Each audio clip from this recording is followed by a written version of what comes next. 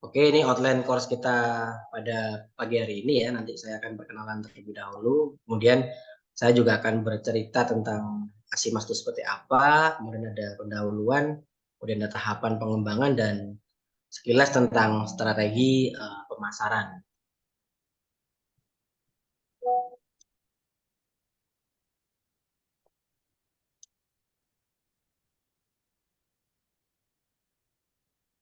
Oke, ini untuk CV saya ya. Nama saya Fuma Ajiptra Pratama, kemudian saya lulusan apoteker dari Universitas Airlangga dan bekerja di PT Agariku Sidong Stosa mulai tahun 2013 ya sampai sekarang. Dimulai dari di produksi, kemudian ada juga di mutu, quality atau manajemen representatif, kemudian baru-baru ini saya dipercaya untuk handle di marketing.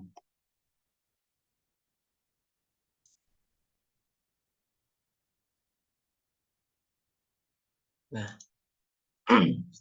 ini profil perusahaan kita yaitu PT Agariku Sidong Sentosa atau disingkat Asimas ya. Jadi kita adalah manufaktur yang bergerak di bidang makanan atau pangan olahan yaitu food, kemudian obat tradisional, herbal medicine ya, kemudian kosmetik dan skincare ya yang telah mendapatkan izin dan sertifikasi dari Kementerian Kesehatan dan Badan Pengawas Obat dan Makanan. Tentunya seluruh proses produksi di tempat kami telah menerapkan sistem produksi yang higienis ya, sanitasi dan higienis, kemudian terkontrol, didukung oleh peralatan yang modern dan SDM yang berkompeten, terlatih di bidangnya. Dan kita sudah mengantongi beberapa sertifikasi, yaitu CPUTB, CPKB, ISO, dan HACCP. Nah, ini standarisasi yang kita miliki, yaitu ada CPUTB ya, di mana ini CPUTB ini dari Badan POM adalah cara pembuatan obat tradisional yang baik. Nah, kalau di bidang farmasi biasanya adalah CPOB ya, cara pembuatan obat yang baik. Nah, biasanya sertifikasi ini uh, akan memiliki waktu selama 5 tahun ya, yang harus kita akan extend atau kita perpanjang lagi. Dan apabila memang industrinya itu masih menerapkan prinsip-prinsip yang ada ya tentunya akan diberikan izin perpanjangan. Namun kalau ada evaluasi dari Badan POM mungkin tidak memenuhi ataupun apa, ada kasus yang sangat kritis ya mungkin akan bisa dicabut untuk izin CPOTB-nya. Seperti kasus-kasus kemarin ya yang mungkin ramai yaitu sirup ya, mungkin teman-teman sirup paracetamol tahu di ini ya, di berita cukup booming ya, yang terdapat cemaran EG dan DEG ya. Nah, di situ banyak industri farmasi dan industri distribusi ya yang memiliki CPOB dan CDOB itu beberapa izinnya mengalami apa istilahnya di hold atau disegel atau bahkan ada yang dicabut karena kasus tersebut ya mereka tidak melakukan pengecekan atau klarifikasi terhadap cemaran EGD-EG pada pelarut propilen glikol yang banyak digunakan sebagai pelarut untuk sediaan-sediaan sirup, khususnya sirup-sirup penurun demam seperti paracetamol.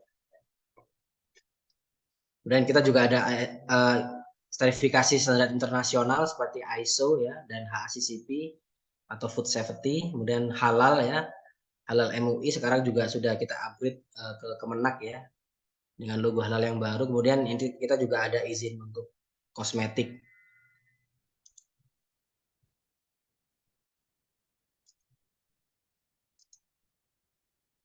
Nah, ini contoh untuk produk-produk yang bisa dikembangkan di perusahaan kami di PT Asimas. Yang pertama adalah suplemen dan obat herbal atau jamu ya, dalam bentuk sediaan tablet, kapsul atau saset. Sasetnya bisa saset powder seperti apa minuman minuman instan atau yang bentuk liquid yang ready to drink. Dan untuk pangan fungsional juga kita bisa untuk pendaftaran pangan seperti teh celup, sirup, powder, dan lain-lain. Kemudian kosmetika kita juga bisa buat seperti serum, krim, lotion, sabun, nah seperti itu. Di PT Asima sendiri kita produk andalannya adalah produk yang berbahan baku jamur dewa ya. Agaricus blazemuril ini jamurnya seperti ini. Ini kami budidayakan dan kami kembangkan sendiri di lahan di sekitar industri kita, sehingga kita kembangkan menjadi beberapa produk diversifikasi seperti bentuk kapsul, kemudian bentuk tablet, bentuk herbal drink atau instant drink seperti itu. Dan ada juga produk non agarik yang lain yang kita develop.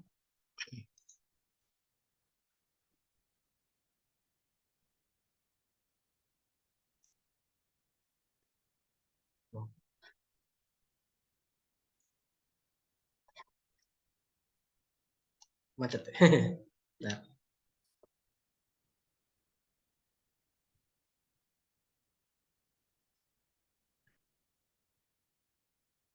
Oh.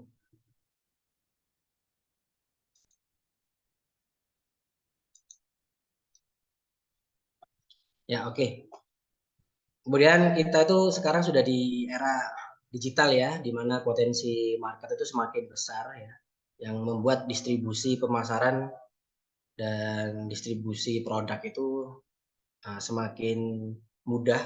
Kemudian potensi yang bagus untuk mengembangkan atau memasarkan produk herbal, karena masyarakat juga sekarang edukasinya sudah bagus untuk ke produk-produk herbal atau yang trennya itu alami, organik, seperti itu, atau back to nature, mereka sudah banyak yang berminat ke arah sana.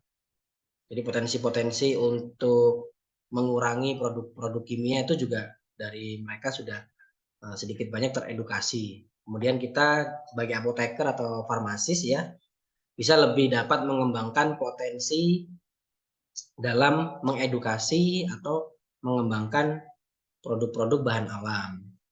Nah, kalau untuk tantangannya sendiri, kita tahu banyak produk yang ilegal yang dipasarkan ya, dalam artian mungkin belum ada izinnya atau bisa juga produk palsu, karena semakin ini ya, semakin ramainya dan semakin mudahnya berjualan di online atau marketplace itu juga menjadi hal yang rawan untuk banyak pemalsuan. Kemudian tahapan pengembangan produk khususnya di jamu itu juga cukup panjang dan perizinannya juga lama, itu tantangan juga bagi kita di industri. Kemudian edukasi yang kurang atau minimnya bukti klinis pada produk pengembangan jamu. Nah, mungkin apa ya, banyak produk-produk di luar itu yang mungkin kurang didukung oleh bukti klinis atau bukti ilmiah yang ada, seperti itu. Mungkin kurang support dari profesor untuk mengembangkan produk ini benar-benar bagus untuk seperti ini, atau formula ini benar-benar bagus untuk seperti ini ya. Jadi kebanyakan memang produk jamu itu di luaran masih banyak yang empiris lah. Kalau didukung dengan bukti klinis atau bukti ilmiah, harusnya bisa menjadi senjata yang lebih bagus untuk materi promosi dan edukasi.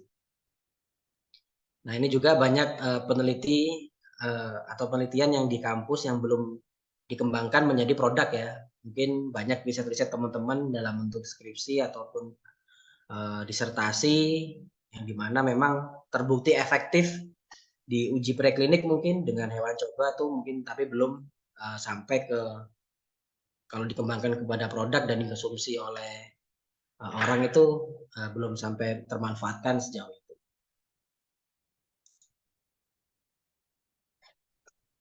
Kemudian apakah kita perlu mengembangkan produk dengan bahan baku atau bahan alam?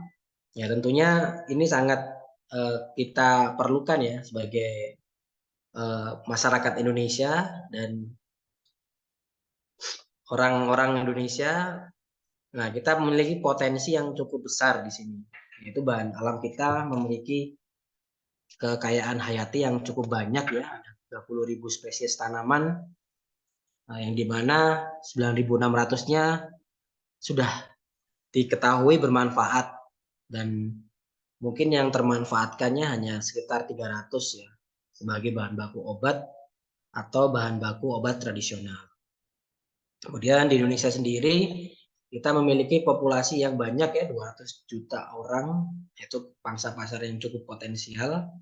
Kemudian daya beli masyarakat juga cukup mampu ya, saya kira dari 200 juta itu mungkin ya ada 40-50% ke atas tuh memiliki daya beli yang cukup. Kemudian jamu juga merupakan warisan budaya kita yang harus kita terus kembangkan dan kita terus update atau inovasi menjadi bentuk yang lebih modern. Dan di sini juga ada riset kesehatan dasar ya yang pernah dilakukan bahwa dari 50% orang yang mengkonsumsi jamu, 96% diantaranya banyak yang merasakan manfaatnya. Istilahnya jamu-jamu kita atau jamu-jamu bahan alam dari tanah air kita itu juga memiliki efek yang benar-benar terasa atau apabila dikembangkan menjadi produk-produk berbasis bahan alam seperti kejamu, suplemen atau yang lain.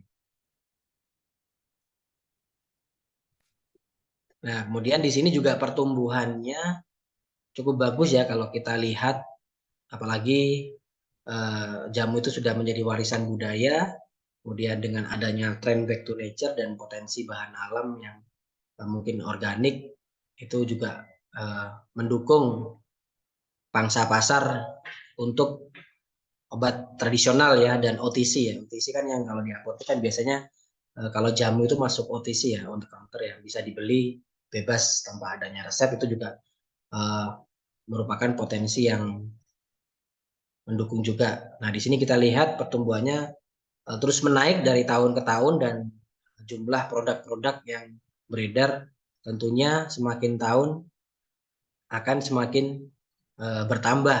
Nah, di sini bisa kita lihat produk yang banyak ya, yang banyak dibeli di sini adalah OTC, kemudian ada vitamin dan suplemen, kemudian ada obat herbal atau tradisional. Jadi memang segmennya cukup banyak ya untuk produk kita, tinggal kita nanti sebagai apoteker ataupun farmasis ini pengennya mengembangkan ke arah segmen yang mana.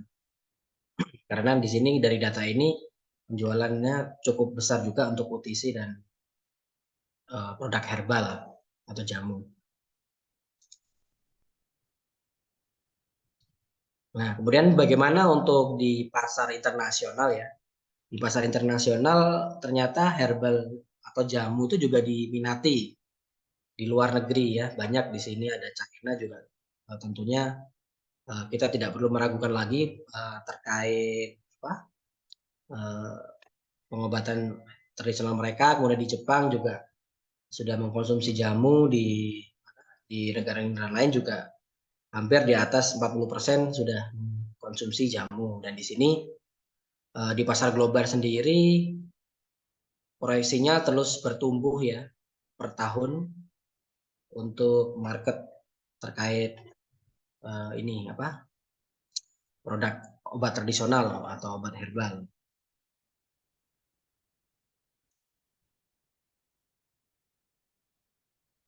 Nah, kemudian apa pengaruh media digital ya terhadap faktor atau potensi kita? Nah, di sini sebagian besar responnya dari 53 di sini mengetahui sumber informasi terkait herbal dan yang lain itu dari internet ya. Semakin majunya dunia digital akan mempermudah para konsumen untuk mencari pengobatan yang baik bagi mereka, dan mereka kebanyakan adalah mencari alternatif produk-produk herbal, dan itu adalah sumbernya dari media internet ya, di mana tentunya dengan media digital akan meningkatkan demand konsumen secara umum dan akhirnya meningkatkan akses digital. Nah, kita sudah tahu juga di sini penjualan produk-produk herbal akan terus meningkat dan transaksi di e-commerce juga kita ketahui semakin meningkat juga, dan penggunaan aplikasi-aplikasi untuk media digital juga semakin lama semakin banyak ya untuk alat untuk marketing atau untuk edukasi juga bisa banyak media yang bisa kita gunakan.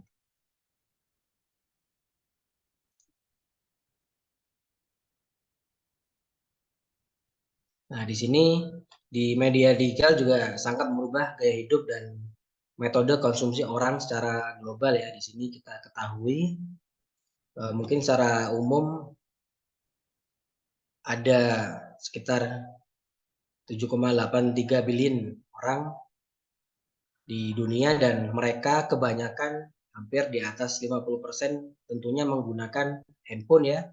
Dan ketika menggunakan handphone tentunya akan memiliki akses internet yang dimana mereka tentunya akan banyak mendapatkan akses untuk melakukan pencarian atau melakukan ini, sehingga kemajuan teknologi akan mempermudah konsumen dalam mendapatkan apa yang mereka butuhkan. Dan bagi brand owner atau seorang marketer akan semakin mudah dalam membidik segmen pasar mereka. Ya, kita bisa melakukan edukasi atau promosi lewat Facebook, kita bisa memberikan edukasi atau promosi lewat YouTube yang dimana memang di sini banyak ya dipakai oleh orang-orang berdasarkan data seperti itu.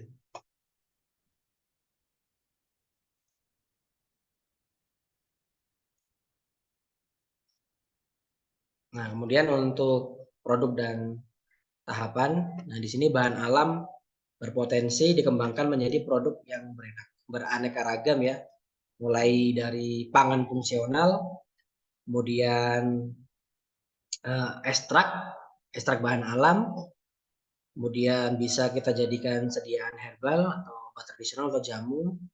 Kemudian kita bisa juga manfaatkan untuk kosmetik ya atau untuk perawatan tubuh seperti serum mungkin atau lotion atau sabun yang memiliki bahan dasar dari bahan alam, dan juga kita bisa kombinasikan dengan vitamin dan mineral untuk menjadi suplemen kesehatan. Karena suplemen di Indonesia ini biasanya ada campuran ekstraknya ya, seperti mungkin kalau kita tahu hemaviton dan lain-lain itu merupakan suplemen ya. Dan di situ pasti ada bahan alamnya, misalkan ekstrak ginger ya atau ginseng atau ekstrak jahe biasanya juga ada ditambahkan di produk suplemen, atau ekstrak pasak bumi juga biasanya ditambahkan ke produk-produk yang untuk meningkatkan energi atau stamina. Kemudian obat tradisional atau pangan yang akan diedarkan di wilayah Indonesia tentunya wajib memiliki izin edar ya, yaitu sesuai regulasi ada BPOM-nya. Kemudian investasi dalam pembangunan industri obat tradisional atau industri farmasi membutuhkan investasi yang tidak sedikit ya. Oleh karena itu, cara tercepat untuk memiliki produk dengan formulasi sendiri atau brand sendiri adalah dengan sistem kerjasama kontrak produksi atau tol manufaktur atau yang banyak disebut dengan maklon ya, maklon produk seperti itu. Kemudian sebagai apoteker atau ahli herbal memiliki potensi dan ilmu yang lebih unggul dalam menilai atau melakukan riset pasar untuk membentuk suatu produk yang unik, tepat guna dan tepat sasaran.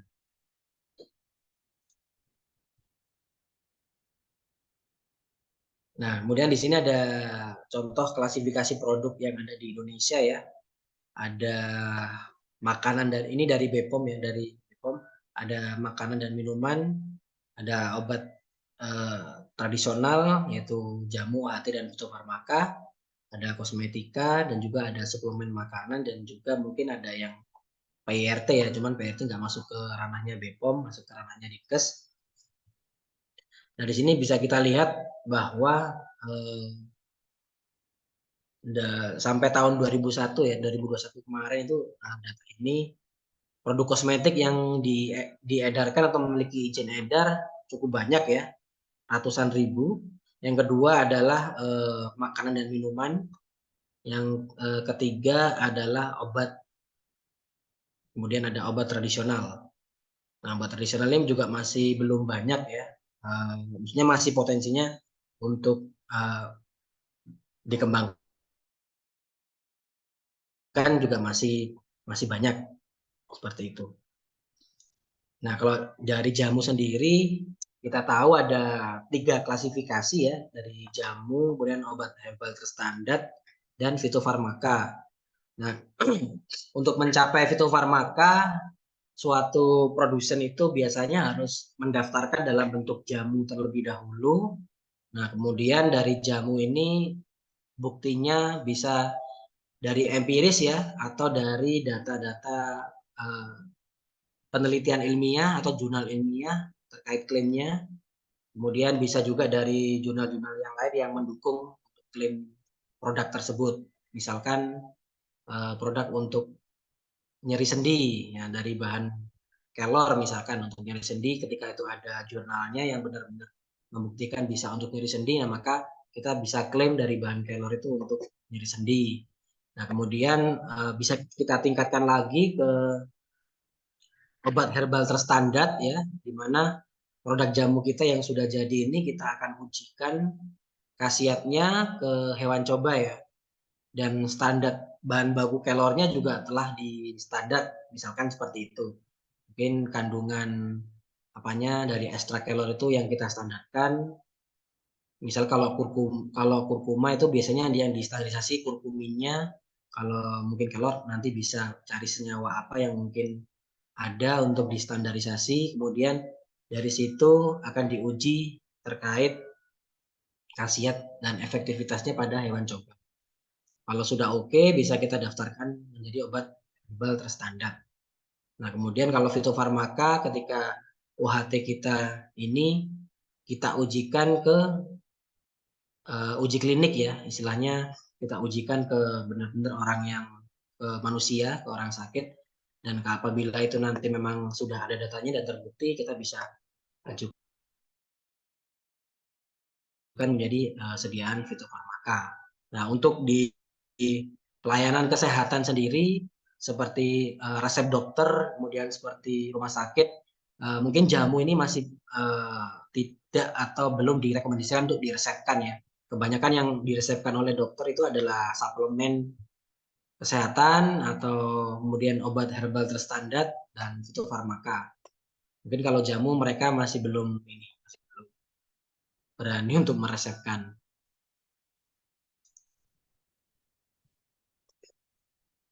Nah, kalau untuk izin edar sendiri, kita bisa lihat di produk tertentu ya. Nanti teman-teman bisa coba cek mungkin di mana, di Indomaret atau Alfamart kalau ada produk, pasti untuk saat ini ada ininya ya, ada scan barcode-nya ya. Untuk scan barcode ini, kita harus menggunakan aplikasi yang namanya Cek Bepom. Nah, nanti kita cek produk, kita scan, nah nanti akan keluar produknya namanya apa, sudah memiliki izin atau tidak. Nah, biasanya kalau memang produk yang nggak terdeteksi atau mungkin izinnya sudah habis, biasanya ketahuan di sini. Oh, produk ini izin edarnya harusnya sudah mati atau memang nggak ada, itu biasanya akan terdeteksi. Nah, di sini kalau jamu biasanya diawali dengan POM TR seperti ini kalau untuk lokal. Kemudian kalau untuk obat impor biasanya ada TI itu di depannya. Kemudian untuk OHT ada HT, fitofarmaka ada FF, dan untuk OHT dan fitofarmaka ini hanya lokal ya, tidak ada yang tidak diperbolehkan untuk impor, sediaan impor. Kemudian untuk suplemen biasanya ada suplemen lokal SD, suplemen impor SI. Kemudian untuk makanan ada makanan lokal MD dan makanan impor MI. Kemudian untuk kosmetika ada NA ya, NA sekian.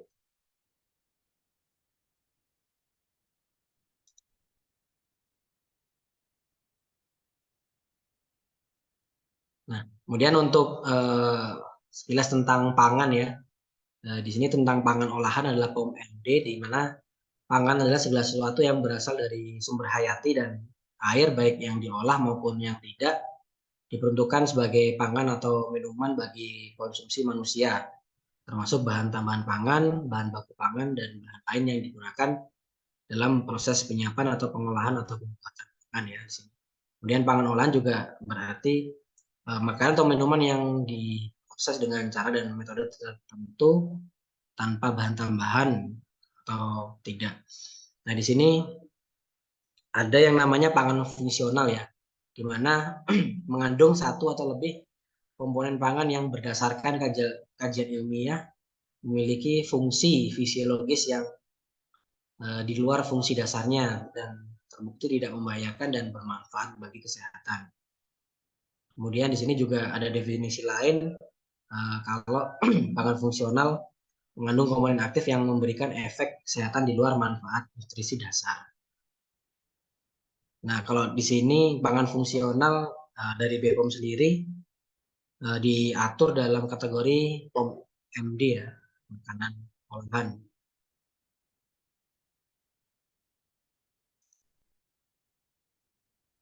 Nah, ini mungkin sedikit gambaran tentang pangan olahan ya. Sebenarnya untuk pangan fungsional itu hampir sama dengan produk herbal ya, yaitu produk cuman itu penggunaannya adalah bisa dikonsumsi untuk makanan gitu.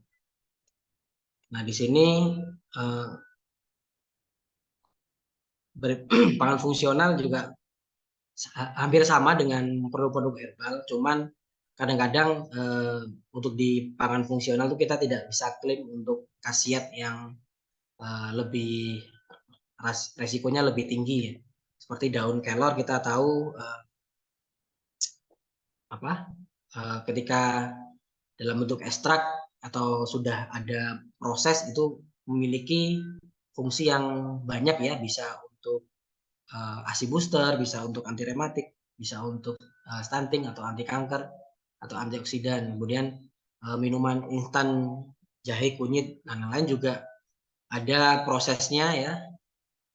Kita lakukan pengolahan, kemudian kita tambahin. Kita juga ada bahan tambahan. Nah, kalau misalkan itu kita fortifikasi dengan vitamin dan mineral juga bisa.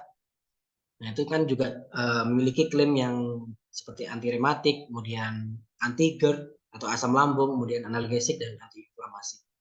Nah, mungkin perbedaan untuk makanan dan minuman kebanyakan adalah untuk serbuk ya, serbuk atau cairan yang kita langsung konsumsi dan bukan merupakan sediaan dalam bentuk kapsul atau tablet. Kemudian bahan alam yang dipakai kebanyakan adalah bahan yang memang sehari-hari kita makan ya, seperti jahe itu juga kita pakai untuk masak, kelor juga kita pakai untuk sayur. Nah, ini cuman pengolahannya mungkin beda ya daripada makanan.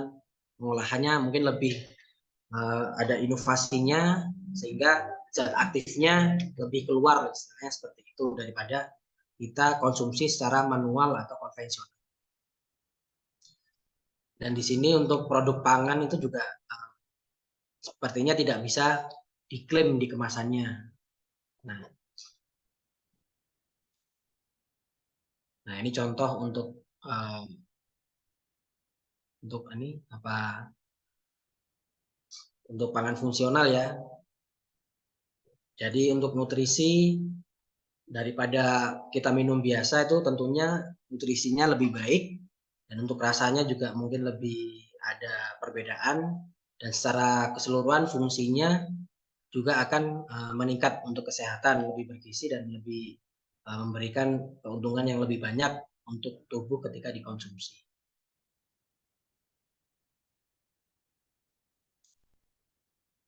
Nah, seperti yang disebutkan tadi, seperti jahe ya, kan juga kita pakai untuk minuman jahe dan lain-lain. Nah, cuman kalau kita lakukan pengolahan yang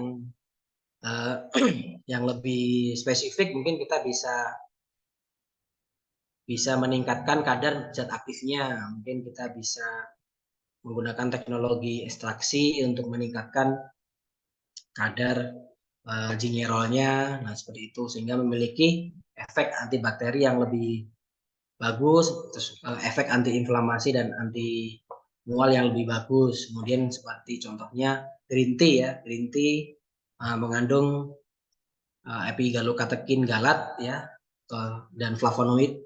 Nah, di sini apabila kita konsumsi teh secara langsung kan mungkin tidak terasa untuk efek flavonoidnya. Nah, dengan metode ekstraksi kita bisa mendapatkan kadar flavonoid dan IGCG yang lebih banyak, sehingga efek antioksidannya akan lebih bagus.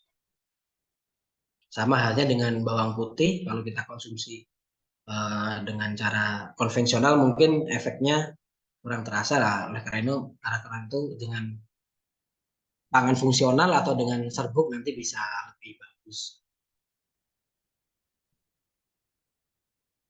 Nah, di sini untuk regulasi produk di Indonesia ya. Tentunya obat tradisional atau pangan yang akan diedarkan di Indonesia wajib memiliki izin edar. Dan mungkin untuk beberapa tahun ke depan wajib juga ada halalnya ya. Halal. Untuk sekarang mungkin ada beberapa produk yang halalnya belum keluar tapi sudah dipasarkan tuh juga sudah ada. Untuk ke depan nggak tahu apakah regulasinya wajib ada sertifikasi halal terlebih dahulu untuk produksinya atau untuk produknya baru bisa diedarkan, itu mungkin masih menjadi isu untuk saat ini. Dan untuk pendaftarannya ke BPOM, nah nanti di sini BPOM akan mengkaji terkait mutu, keamanan, dan khasiat. Kalau memang diterima akan ada produk kita yang beredar dengan nomor izin edar yang di-ACC oleh BPOM. Kalau ditolak ya berarti kita harus ganti dari formulasinya, kita akan ganti, kita akan cek lagi terkait keamanannya, toksisitasnya, terus kemudian kita akan sesuaikan lagi khasiatnya. Ya, kemungkinan ditolaknya itu khasiatnya mungkin tidak rasional ataupun tidak ada bukti ilmiah yang mendukung seperti itu. Nah, ini contoh regulasi ya ada di obat tradisional, dimulai dari ini ada registrasi obat tradisional dan lain-lain, nanti bisa dipelajari lebih lanjut terkait peserta mutu dan lain-lain.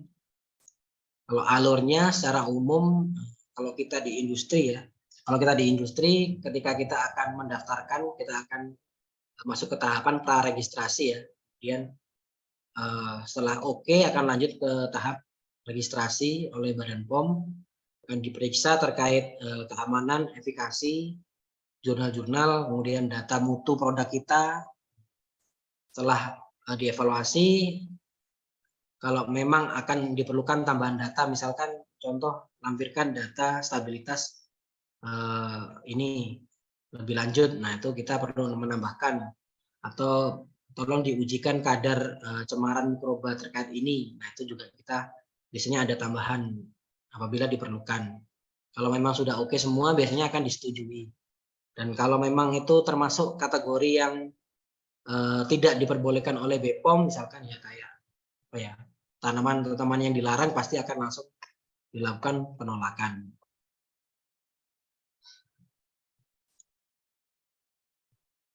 Nah, ini tahapan kunci untuk hilirisasi produk ya. Jadi biasanya hilirisasinya tahapannya seperti ini: prototype, scale up, stability test, dan design. Rinciannya sebagai berikut. Nah, di sini di tahap prototype ya, mungkin kita akan lakukan preformulasi ya. Kita akan lakukan riset akan khasiat dan data empiris dari suatu bahan herbal. Kemudian kita kumpulkan jurnal ilmiahnya. Kemudian kita tentukan dosis yang efektif untuk klaim yang kita inginkan. Misalkan untuk diabetes ya kita kumpulkan bahan-bahan apa yang bisa untuk diabetes. Kemudian jurnalnya seperti apa, dosisnya berapa. Nah, itu kita akan lakukan di situ studi terkait itu. Kemudian dari situ kita lakukan formulasi ya, kita lakukan bentuk sediaan itu yang cocok apa untuk dosis segini. Misalkan kalau dosisnya di atas 500 mg ya mungkin kita pakai kesediaan yang tablet ya yang bisa lebih besar, atau kesediaan serbuk saset yang bisa lebih banyak. Nah, seperti itu. Kemudian bahan tambahnya apa yang cocok untuk ini untuk formula tersebut. Kemudian standar mutunya seperti apa untuk produk jadinya kita sesuaikan dengan apa yang menjadi persyaratan di BPOM ya. seperti kekerasan, waktu hancur, dan lain-lain. Nah, itu kita sesuaikan. Kemudian menyesuaikan dengan visibilitas produksi ya. Di sini itu maksudnya apakah bisa diproduksi atau dengan fasilitas kita atau tidak. Kalau kita memang tidak punya fasilitasnya ya tentunya tidak visible dan tentunya tidak akan kita lanjutkan proyeknya. Akan kita ganti mungkin formula dan bahannya. Kemudian setelah itu kita ada di desain dan stability test ya. Kita tentukan kemasannya seperti apa, primer dan sekundernya. Kemudian kita desain yang oke seperti apa untuk kemasan sekundernya. Kemudian kita lakukan uji stabilitas. Nah, sambil jalan biasanya kita kalau di Asima sendiri akan ada konsep ya untuk market. Kemudian variasi isi juga dipertimbangkan untuk konsumsi 1 bulan itu seperti apa. Apakah isi 30 itu cukup, apakah butuh lebih, atau cukup untuk setengahnya saja. Nah, itu kita akan pertimbangkan terkait variasi isi kemasan di sini. Kemudian kita ada tahap validasi ya, validasi di prosesnya, yaitu dengan membuat skala pilot ya, skala kecil, kita uji di produksi lancar atau tidak. Kalau memang lancar ya kita lanjut, kalau ada kendala ya kita mungkin akan ada sedikit revisi di formula. Kemudian kita uji produk untuk kebutuhan registrasi ya. Biasanya ada uji eksternal yang dibutuhkan. Kemudian kita juga uji kualitas produk jadinya apakah sesuai dengan peraturan yang ada di Badan POM ya, tadi seperti waktu hancur dan lain-lain, apakah sudah memenuhi syarat atau tidak. Kalau sudah ada semua, maka akan ada penyusunan dokumen registrasi dan melakukan submit ke Badan POM sambil menunggu izin edarnya di ACC. Nanti setelah oke semua dan di ACC kita akan mendapatkan izin edar untuk produk yang kita kembangkan untuk bisa dihilirisasi atau dijual. Nah, ini contoh persyaratannya ya tadi untuk Klarek. Misalnya yang diminta kalau teman-teman nanti bekerja di industri farmasi atau di industri obat tradisional, ya ini seperti master formulanya seperti apa, apakah ini ada perjanjian kontrak kerjasama atau tidak, ataukah ada produksi di tempat lain atau tidak, apakah ini merupakan produk impor atau tidak. Kemudian sertifikat analisis bahan yang di registrasinya akan diperiksa terkait COA bahan baku, COA bahan kemas, kemudian COA terkait produk jadinya, kemudian cara pembuatan produknya atau alurnya, kemudian protokol dan hasil stability testnya. Tentunya harus oke selama accelerated test 6 bulan itu harus dipastikan produknya masih stabil. Kemudian rancangan desain kemasannya seperti apa. Seperti itu. Nah, ini contoh parameter mutu terkait produk jadi ya. Nah, ini untuk beberapa bentuk sediaan seperti pemerian atau organoleptis, itu semua bentuk sediaan diperiksa. Kemudian keseragaman bobot ya, sesuai dengan farmakope atau semua dengan farmakope herbal itu acuan metodenya itu harus memenuhi. Kemudian untuk kadar air itu untuk setiap sediaan ya, rajangan, serbuk, kapsul dan lain-lain. Biasanya standarnya untuk kadar air ini tidak lebih dari 10%.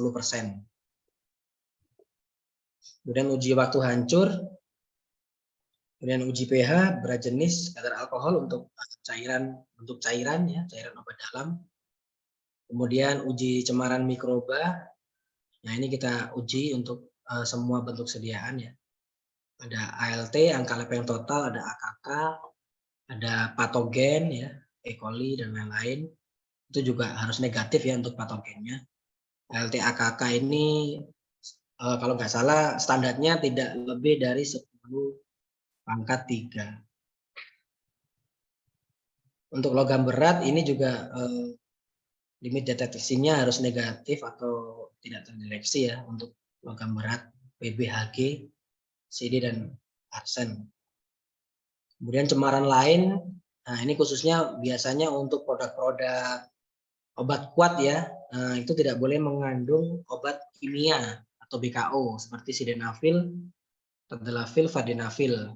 Nah, untuk produk yang mengklaim meningkatkan stamina pria biasanya akan diminta uji bebas sildenafil dan lain-lain.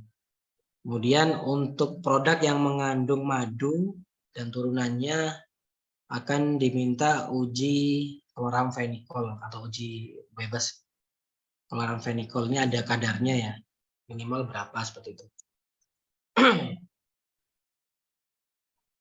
Nah, kemudian di sini juga ada produk, kalau di obat tradisional ada produk yang dikaji berdasarkan resikonya ya. Ada kajian resiko rendah dan resiko tinggi. Nah, ini semisal seperti komposisi sederhana yang banyak digunakan mulai zaman dulu itu biasanya merupakan resiko rendah ya, seperti produk minyak kayu putih, minyak telur, atau sediaan oral dengan komposisi yang banyak atau sering digunakan kencur, minyak asam, temulawak.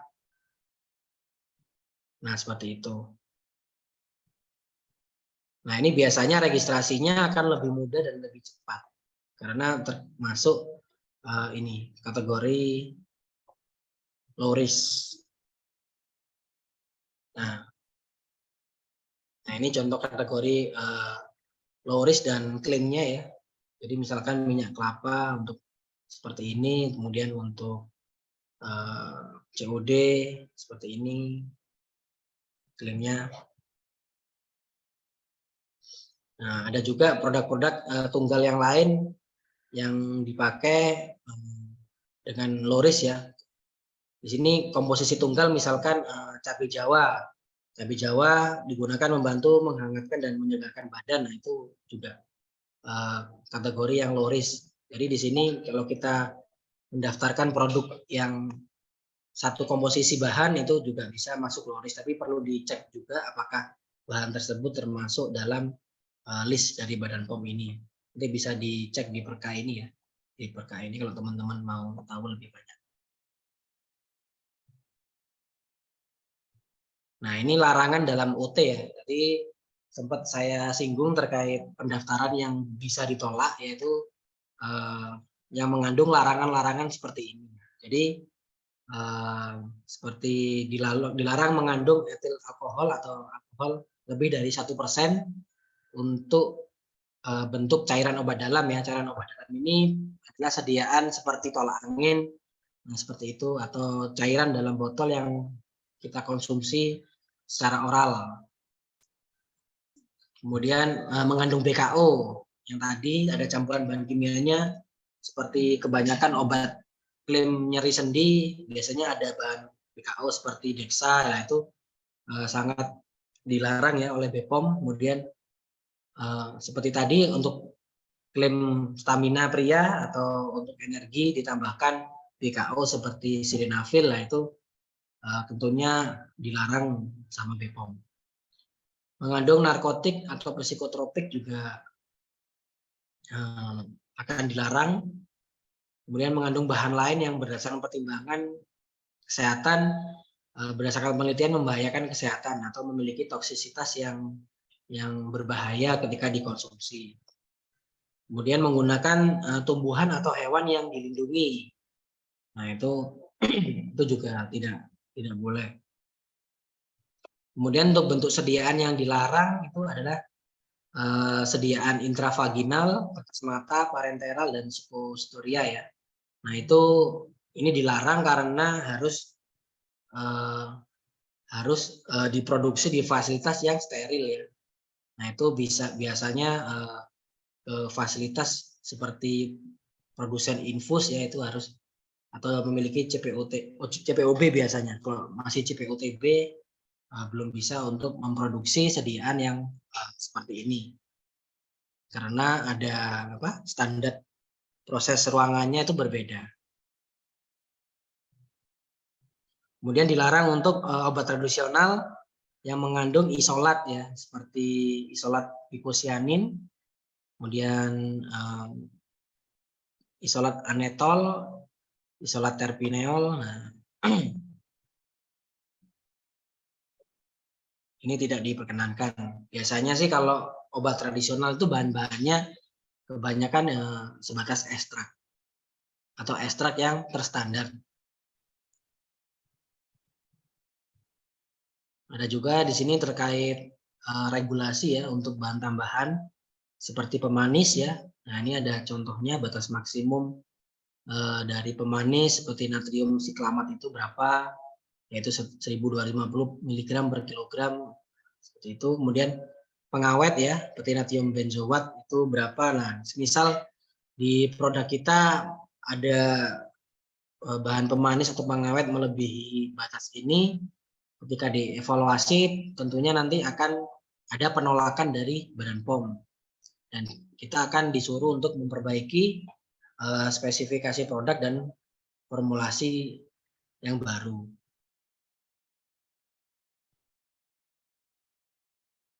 Nah, ini untuk pelarut juga penggunaan selain etanol dan air ya, selain alkohol dan air harus melampirkan pengujian sisa pelarut pada produk jadi. Gitu. Nah, misal kita pakai pelarut heksan atau pelarut pelarut yang lain, nah itu kita harus ada residu ini ya, residu pelarut ya. Kemudian untuk pewarna ini juga ada persyaratannya. Nah, oleh karena itu untuk pengembangan produk kita itu perlu secara sekilas tahu ya apa larangan-larangan secara umum. Dan jangan sampai produk yang kita buat itu memiliki kadar di atas batas yang disarankan. Nah, kemudian kita lanjut di sini ada bahan-bahan yang mungkin dilarang ya sama BPOM karena ada masalah terkait kesehatan. Nah, di sini ada seperti Simplicia angelicae sinensis. Nah, di sini bisa menyebabkan bayi lahir cacat. Kemudian di sini juga ada tinospora dan lain-lain. Nah, itu bisa untuk iritasi ginjal, nefrotoksik, ya. Kemudian ada juga kava-kava, bisa untuk hepatotoksik, yaitu baiknya kita menghindari penggunaan bahan-bahan yang memang sudah ada peraturan untuk tidak boleh digunakan ya. Nah, mungkin kratom. Nah, kratom ini juga sebenarnya dilarang ya dalam obat tradisional dan suplemen karena memiliki efek sedatif atau narkotik. Nah, cuman nggak tahu ya, ini sepertinya untuk kratom banyak beredar ini dijual dalam bentuk serbuk sepertinya di marketplace. Nah, teman-teman perlu berhati-hati karena kita sebagai apoteker tahu ya kalau itu memiliki efek sedatif dan bisa dilarang oleh BPOM lah istilahnya.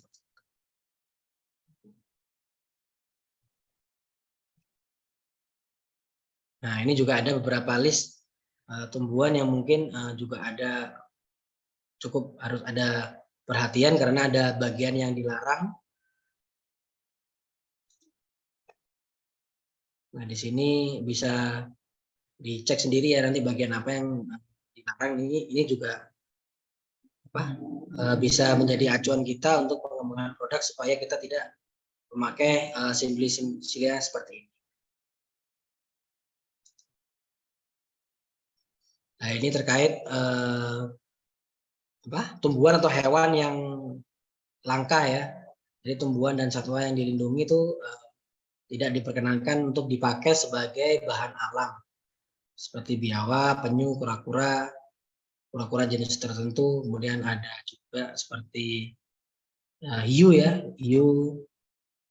Nah, itu karena contoh bahan yang dari hiu yang sering dipakai adalah kartilage dari hiu dan minyak liver dari hiu. Itu juga banyak dipakai. Biasanya kalau kita mendaftarkan dari bahan ini, kita akan diminta terkait jenis hiu apa yang dipakai. Nah, kalau memang hiunya termasuk kategori yang ada di list BPOM tidak diperkenankan, maka akan ditolak.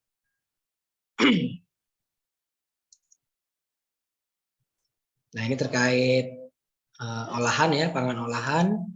Apabila kita ingin mendaftarkan, nah kita bisa pakai PIRT ya. untuk pangan olahan dan juga bisa ke MD. Jadi kalau untuk yang bisa diproduksi oleh rumah tangga atau mempunyai masa simpan kurang dari 7 hari itu biasanya tidak perlu kita mendaftar ke BPOM atau diimpor dalam jumlah kecil. Nah itu cukup sampel aja, kemudian digunakan lebih lanjut untuk bahan baku dan tidak jual kepada konsumen akhir seperti dikemas dalam jumlah besar. Itu biasanya tidak perlu mendaftar ke BPOM. Atau pangan yang dijual dikemas langsung di hadapan pembeli ya, itu juga tidak perlu izin ke BPOM seperti nasi goreng atau martabak. Itu kan dikemas langsung di hadapan pembeli ya, itu tidak perlu izin ke BPOM. Untuk industri rumah tangga yang memproduksi produk pangan wajib memiliki sertifikasi produksi pangan industri yang diterbitkan oleh Dinkes ya. Nah, mungkin seperti produk oleh-oleh, keripik ya, keripik buah lah itu biasanya banyak pakai PIRT atau produk lain seperti makaroni dan lain-lain, biasanya itu izinnya menggunakan izin PIRT atau industri rumah tangga. Nah ini contoh dari produk kita yang berbasis riset dan teknologi ya. Nah ini ada Mediti, merupakan produk riset dari Prof. Joko dari UNER. Nah ini hasil karya dari penelitian beliau selama puluhan tahun terhadap satu tanaman yaitu teh hijau atau green tea, yang dimana tadi sempat dibahas terkait kandungannya, yaitu ada EGCG yang dapat berfungsi sebagai imunomodulator, kemudian untuk antioksidan, meningkatkan imun tubuh, dan terapi untuk pasien kanker, tumor, kista, dan miom. Ini juga ada lagi produk Diabetol dari penelitiannya Prof. Sukardiman ya, di UNER juga. Nah, di sini dari ekstrak kulit manggis dan ekstrak daun kumis kucing yang beliau teliti, formulasi kombinasinya bermanfaat untuk menurunkan kadar gula darah atau untuk diabetes.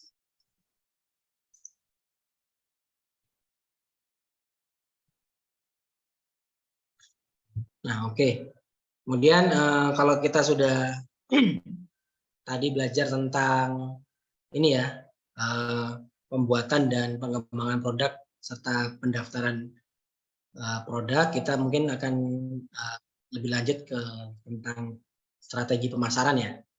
Jadi kalau zaman dulu kita memiliki prinsip apabila produk ingin jalan di pasar atau dibeli, maka diperlukan budget promosi yang besar ya. Contohnya untuk produk konvensional dan produk makanan minuman, nah itu pasti iklan di TV itu sangat besar sekali, bisa miliaran atau bahkan puluhan miliar untuk iklan di TV. Nah sehingga produknya dikenal dan disebarkan ke retail-retail yang ada di mana? Di outlet-outlet. Nah, kemudian dengan media digital kita bisa mengubah prinsip tersebut. Dan sekarang promosi ini bisa lebih tertarget, lebih spesifik dan lebih murah dan lebih terukur ya. Jadi ketika kita memiliki marketing strategi yang bagus, kita bisa menentukan segmen dan positioning yang tepat. Ya, mungkin tidak untuk semua segmen ya, kita bisa pilih niche atau segmen kecil yang akan kita target, sehingga nanti kita bisa membidik pasar tertentu yang tidak harus semua kalangan. Itu biasanya budget promosinya akan bisa lebih murah dan lebih terukur. Nah kemudian kita akan analisa target market kita akan survei untuk produk apa yang diminati oleh target market kita. Nah, sekarang di media digital dan platform penjualan online adalah media yang banyak persaingan ya. Kita tahu di marketplace seperti Shopee, Tokopedia dengan produk yang sama, harganya beda-beda. Di situ karena saking banyaknya persaingan sehingga perang harga tidak dapat dihindari, sehingga semakin lama produk kita akan memiliki margin yang akan semakin kecil sehingga keuntungannya tentunya akan sangat sedikit dan tidak sebanding dengan usahanya. Sehingga dari sini butuh produk unggul yang lain yang memiliki value dan daya saing yang berbeda. Dan kita akan bersaing di Blue Ocean ya, kalau di sini Blue Ocean strategi. Nah, di sini kita akan mentargetkan market yang baru atau memproduksi segmen yang baru yang dimana kompetisinya masih sangat jarang. Atau kita akan menciptakan dan mengundang permintaan-permintaan yang baru. Seperti itu.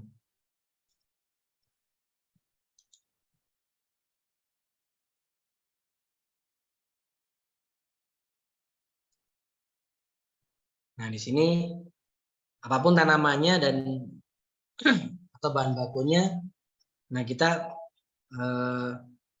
perlu membuat sesuatu yang unik ya, unik atau mungkin merubah mindset. Kemudian bentuk sediaannya kalau bisa modern dan efisien ya, agar produk tersebut kedepannya bisa prospek atau diminati oleh target segmen kita. Kemudian kalau bisa formulasinya didukung oleh data riset yang mumpuni, atau seperti tadi mungkin ada support atau dukungan dari penelitian profesor yang terkenal, lah itu akan mempermudah dalam penjualan ke depan. Kemudian segmentasinya ya, kalau bisa dibutuhkan oleh komunitas tertentu atau segmen tertentu, itu akan menjadi hal yang lebih bagus, lebih terarah. Kemudian fokus konsumen biasanya adalah membutuhkan produk-produk yang solutif. Ya, misalkan untuk asam lambung ya, kita akan develop produk yang unik yang bisa mengatasi masalah asam lambung mereka. Mungkin bisa dari bahan kunyit atau bahan jahe dikombinasi dengan madu. Nah, itu kan sediaannya unik, kemudian tidak melulu ada mindset bahwa jamu itu pahit, jamu itu harus pahit dan jamu itu harus dikonsumsi dengan diseduh dan lain-lain. Nah, itu merupakan mindset yang mungkin bisa dirubah untuk mengembangkan sediaan-sediaan yang lebih modern dan lebih enak untuk dinikmati, sehingga khasiatnya juga tentunya orang minum jamu itu sudah enak dan memiliki efek di khasiatnya. Ya, mungkin seperti ini contoh-contoh sediaan yang unik ya. Mungkin bisa kita kembangkan menjadi bentuk sediaan tablet kunyah. Nah, seperti itu. Jadi dengan tambahan pemanis dan tambahan yang lain, kita bisa mengubah mungkin yang awalnya kalau kita minum kunyit itu nggak nyaman, nah kita bisa buat dengan rasa yang lebih nyaman dan enak dikonsumsi. Kemudian kita bisa buat dalam bentuk misalkan konsentrat, ya, konsentrat tetes. Nah, seperti itu. Jadi kita penggunaannya cukup ditetes, tapi konsentrasinya juga sudah pekat, sudah cukup untuk memberikan efek. Nah, itu juga bisa. Kemudian dalam bentuk sediaan minuman instan ya, minuman instan yang memiliki rasa yang enak. Nah, itu juga bisa meningkatkan minat pengguna. Kemudian kita bisa kemas dalam bentuk teh celup mungkin, biar penggunaannya juga lebih nyaman, atau sediaan lain yang inovasi-inovasi lain yang nanti teman-teman ke depan mungkin ada pemikiran lebih bagus kemana, ini lebih baru seperti itu. Karena metode dan alat-alat produksi juga ke depannya semakin berkembang dan konsumen juga sangat memiliki keingintahuan yang banyak ya tentang produk-produk yang unik. Nah, ini sedikit contoh untuk transformasi ya dari Red Ocean tadi ke Blue Ocean Market. Nah, jadi di sini ada hal yang perlu kita hilangkan ya dari produk existing kita. Jadi kita akan pelajari faktor apa yang dapat dihilangkan untuk dapat menang bersaing. kemudian mengurangi faktor apa saja yang harus dikurangi, terutama yang membebani biaya, namun tidak penting bagi pelanggan. Kemudian kita bisa meningkatkan apa yang bisa kita tingkatkan untuk bisa menang bersaing dengan kompetitor yang ada, atau kita bisa menciptakan hal baru yang tidak ada di kompetitor kita dan menjadi pembeda di produk-produk kita. Nah, di sini kita akan menghilangkan yang kurang penting ya, kemudian melebihkan atau menciptakan yang diinginkan sesuai dengan target pasar kita. Kemudian di sini untuk Blue Ocean tetap membidik pasar potensial ya. Jadi misalkan pasar potensialnya adalah penderita diabetes, misalkan seperti itu. Komunitas diabetes ya, kita tetap membidik pasar itu, namun kita membuat kriteria baru yang belum pernah kita lakukan atau belum pernah diciptakan oleh kompetitor lain. Nah, ini contoh, tentunya nanti kita akan melakukan riset terlebih dahulu ya. Nah, ini ada merek A, merek B, merek C, dan merek kita. Nah, di sini ini contohnya di produk fashion ya, di produk fashion yang dimana dari sisi bahan ini ada skornya ya, kita buat scoring dari atau hasil surveinya seperti apa di target segmen kita. Nah, di sini dari bahan skornya seperti ini, misalkan 5, jahitan 5, model dan lain. Nah, sehingga harganya di sini adalah harganya sangat premium atau tinggi 5. Kemudian merek lain di sini kita tahu untuk bahannya tidak terlalu bagus, jahitan juga tidak terlalu penting. Kemudian model juga nggak penting amat. Nah, di sini harganya bisa turun atau harganya lebih ekonomis. Nah, di sini ada merek lain yang menggunakan bahan yang berkualitas, jahitan yang berkualitas, kemudian untuk model, endorse dan kemasan juga standar ya. Di sini harganya juga standar lah. Nah, kemudian bagaimana dengan kita? Makanya kita akan menang bersaing di mana? Misalkan kita ingin menang bersaing di model karena mungkin konsumen kita tidak terlalu peduli dengan bahan dan jahitan, jadi mungkin modelnya aja yang kita lebih bagusin, kita tingkatin yang benar-benar menang dari komputer yang lain, kemudian atau kita menciptakan segmen baru, yaitu di sini bisa custom atau bisa meminta sesuai dengan request dari pelanggan atau konsumen. Nah, itu yang dimana dinilai penting di tempat lain tidak ada, mungkin di punya kita, sehingga kita akan menang dengan budget atau harga yang bisa lebih bersaing dan margin yang lebih besar. Sehingga di tempat lain tidak ditemukan adanya custom, tapi di tempat kita bisa custom seperti itu menjadi inovasi baru atau hal baru yang tidak ada di kompetitor lain.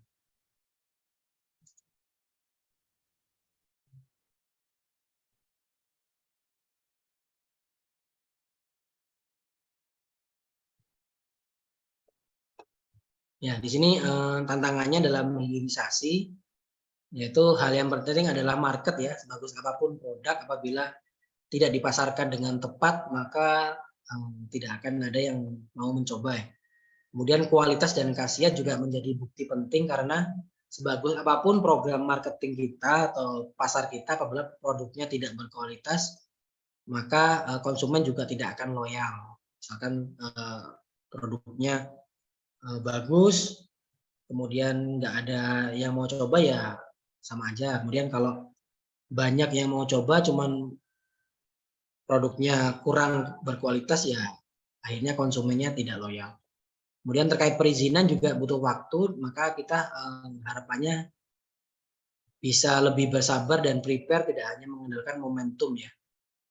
Kalau bisa mencapai momentum yang bagus atau momen yang pas, tentunya akan sangat baik. Cuman kalau tidak, kita perlu mempertimbangkan opsinya, sehingga untuk mengembangkan produk ini tidak hanya untuk momen sesaat seperti halnya kemarin ya, seperti COVID, itu banyak sekali perusahaan farmasi yang mendaftarkan produk imunitas ya, seperti vitamin C atau bahkan gabungan ekstrak dengan vitamin C dan lain-lain untuk meningkatkan imun tubuh untuk pencegahan terhadap COVID. Cuman setelah isu COVID mereda ya akhirnya ketika izin mereka belum terbit ya pasarnya akan sangat berkurang sekali dan momennya sudah tidak ada lah, sehingga untuk itu perlu dipertimbangkan bahwa tidak hanya mengandalkan momen sesaat, tapi juga secara jangka panjang produk ini juga harus tetap bisa berkualitas dan bermanfaat. Kemudian untuk konsep produk yang cocok dengan segmen pasar atau target ya, target pasar kita akan semakin mudah diterima, sehingga kita perlu melakukan riset pasar terlebih dahulu. Jadi misalkan kita membidik konsumen mungkin diabetes ya, mungkin mereka akan kita survei, mereka ingin produk yang seperti apa, kemasan yang seperti apa, kemudian kalau pakai bahan-bahan ini bagaimana, apakah ada efeknya. Nah, ketika memang sudah oke, panelnya udah oke, risetnya sudah oke, dan itu akan mempermudah kita untuk melakukan penjualan ke depannya. Kemudian kalau bisa kita memiliki produk dengan keunikan yang tinggi sehingga dapat menjadi value kita atau unique selling proposition yang bagus untuk produk kita. Jadi di sini mungkin ada gambaran sedikit tentang unique selling proposition ya. Jadi di sini apa yang brand kita tawarkan dan apa yang konsumen inginkan. Nah, di sini ketika produk kita tidak sesuai dengan yang konsumen inginkan, maka ini juga siapa yang akan mencoba ya. Di sini kita tentunya akan ingin mendapatkan ke winning zone ya. Winning zone di sini di mana brand kita atau produk kita menawarkan apa yang konsumen kita butuhkan, sehingga jangan sampai konsumen itu mendapatkan apa yang dia dapatkan dari kompetitor. Nah, di sini di losing zone ini maksudnya kompetitor tuh lebih memberikan solusi bagi konsumen. Nah, itu jangan sampai. Kemudian kalau di yang di segmen yang biru, siapa yang peduli ini, who cares. Jadi di sini banyak sekali persaingan antara kita dan kompetitor untuk memberikan pelayanan untuk solusi konsumen. Ya, jadi kalau bisa kita beda dengan kompetitor dan namun kita memberikan solusi terhadap kebutuhan atau permasalahan dari konsumen kita. Ya mungkin itu dulu dari saya ya yang bisa saya sampaikan terkait pengembangan di industri obat tradisional ya. Jadi kita perlu perhatikan apa aja bahan yang akan kita kembangkan, apakah itu bertentangan dengan regulasi Badan POM, misalkan ada isu-isu terbaru, teman-teman juga perlu update nanti ke depannya kalau bekerja di bidang ini ya, di bidang regulasi atau business development. Nah itu tentunya harus memahami isu-isu dan apa yang tidak boleh dipakai dalam produksi ke depannya. Jangan sampai kita mendaftarkan dan sudah melakukan riset formulasi dengan produk yang dilarang dan akhirnya di waktu perizinan itu akan ditolak. Dan terkait segmen pasar, harapannya sebelum mengembangkan produk juga dilakukan riset yang ini ya, yang sesuai dengan target segmen kita sehingga produk bisa lebih diserap dengan lancar pada saat penjualan nantinya.